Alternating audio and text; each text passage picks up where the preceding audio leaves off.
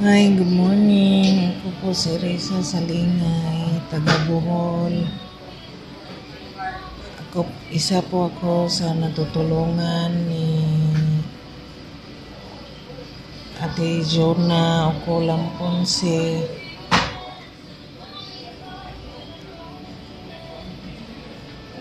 Natulungan niya ako sa pinansyal. Maraming salamat, Ate Jonah, na isa ako sa napili mo na tutulungan. Malaking tulong na sa akin yung pinapadala mong pera.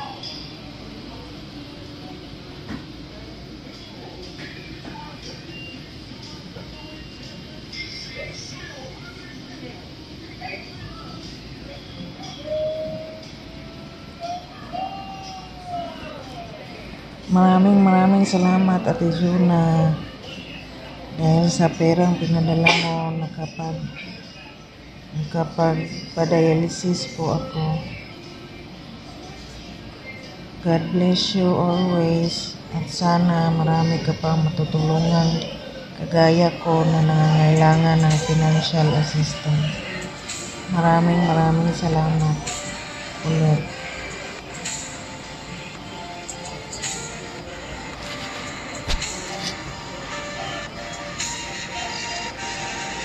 Sana bibiyaan ka pa ng maraming blessings para marami ka pang matutulungan tulad ko. God bless you.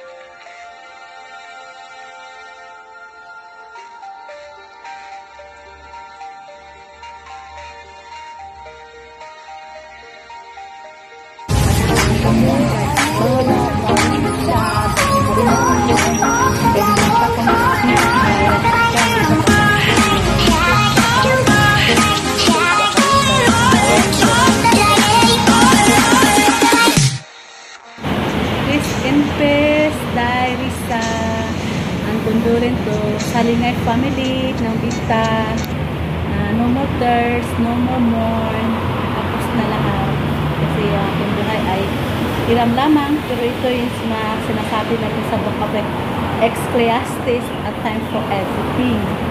There is a time for everything and a season for every activity under the heaven. A time to be born and a time to die, a time to plant and a time to uproot, a time to kill and a time to heal, a time to tear down and a time to build, a time to weep and a time to laugh, a time to mourn and a time to dance. Ito po ay mababasa po natin sa Ecclesiastes chapter 3, 1 to 11 po mga kapatid. Ito yung verse na napili ko kasi lahat di natin nakokontrol, lahat ay ang Diyos lamang ang nakakaalam sa bawat isa sa ating buhay. To God be all the glory na binigyan ako ng opportunity na itong isa ating kapatid na nangailangan ng tulong. Ito yung unforgettable dito sa aking channel na first salary sa YouTube channel ko. Ito yung una kong nabigyan ng tulong. Kaya sabi ko sa Panginoon, Lord, kung meron akong opportunity na tumutulong, Lord, to God be all the glory. Praise God na nagkaroon ako ng opportunity na tumulong sa'yo kung sa kailangan ng higit na kailangan ng ating tulong, lalo kay yung Biru family ni Risa Salingay, yung isa na tinutulungan na mag-dialysis, ay kinuha na po na siya ng Diyos po, mga kapatid. Ayan po mga kapatid, gising-gising po ako ngayon. Ay, galing po ako nag-wax hair kanina, tapos po pa akit po sa taas. Receive ko yung message. Namatay na daw. So, hindi pa ako tingin doon sa Facebook sa newsfeed ngayon. Kasi gising-gising ako. Pag-gising ko ngayon pamalingke, ayos sa mga pamalingke, namalan siya, tapos nag-wash ka, yung kanina, nag-wash ka, pero wala kasi off, entire tayo sa washing area.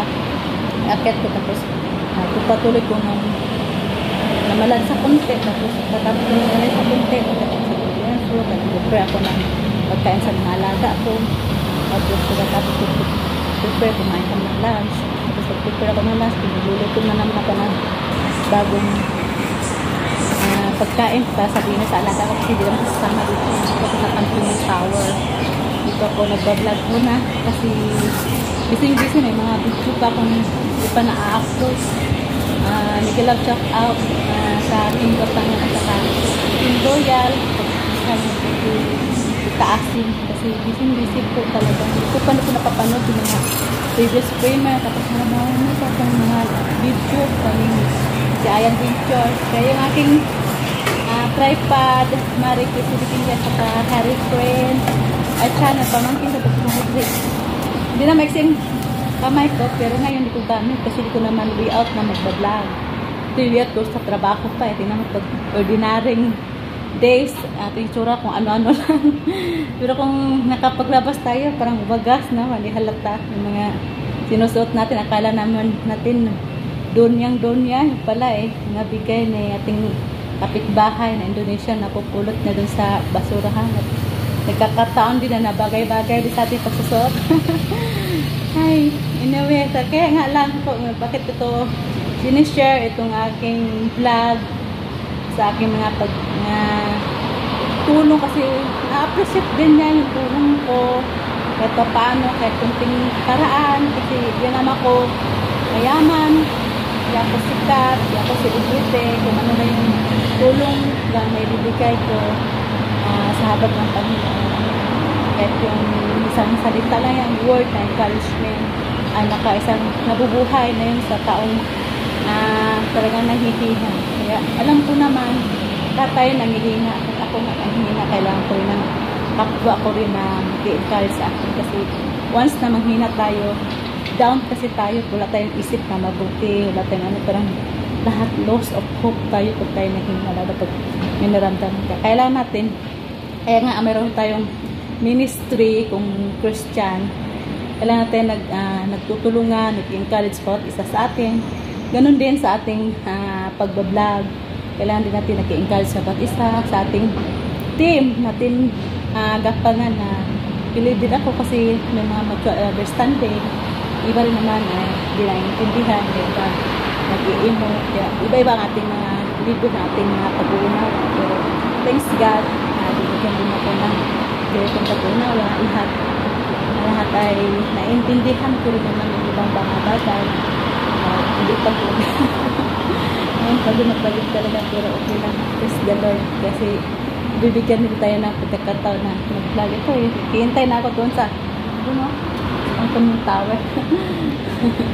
Kaya ano pa man yung masasabi ko, thank you so much sa lahat. Saka yung namatay ngayon, alam ko natutuwa naman siya nung umuwi ako eh. Talagang alam mo na may mga pagtutulong natin, may mga sekreto, mga bagay na hindi dapat ahayan.